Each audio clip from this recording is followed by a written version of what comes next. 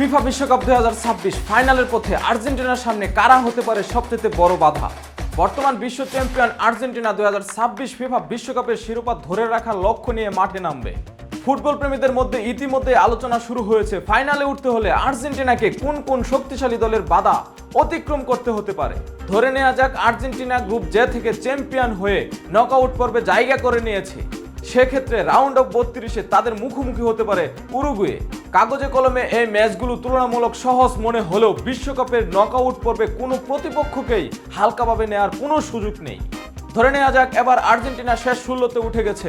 শেষ 16তে উঠলে আর্জেন্টিনার সামনে সম্ভাব্য প্রতিপক্ষ হিসাবে দেখা যেতে পারে মোহাম্মদ সালাহর দল মিশরকে। কোয়ার্টার ফাইনালে পরিস্থিতি আরও কঠিন হতে পারে। ফুটবল বিশ্বের অন্যতম পরাশক্তি দল পর্তুগালের মুখোমুখি হতে পারে আর্জেন্টিনা। এ পর্যায়ের ম্যাচগুলো অনেক সময় আগাম ফাইনাল হিসাবেও বিবেচিত হয়।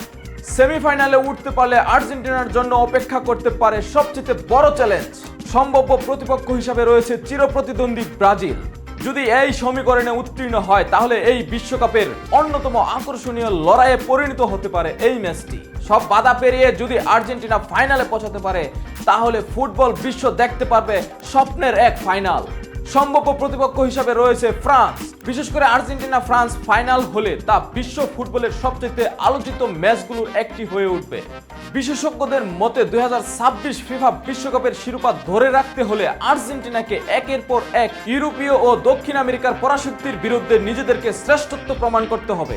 চ্যাম্পিয়নদের জন্য এই পথ কোনোভাবেই সহজ নয়, তবে তাদের সামর্থ্য ও অভিজ্ঞতা সমর্থকদের নতুন করে স্বপ্ন দেখাচ্ছে। আপনার কি মনে হয় আর্জেন্টিনা কি তাদের শিরোপা ধরে রাখতে পারবে? যদি তাই মনে হয় আপনার মতামত আমাদের কমেন্ট বক্সে জানিয়ে যাবেন। এতক্ষণ সাথে ছিলাম আমি রানা শিকদার। সুখবর।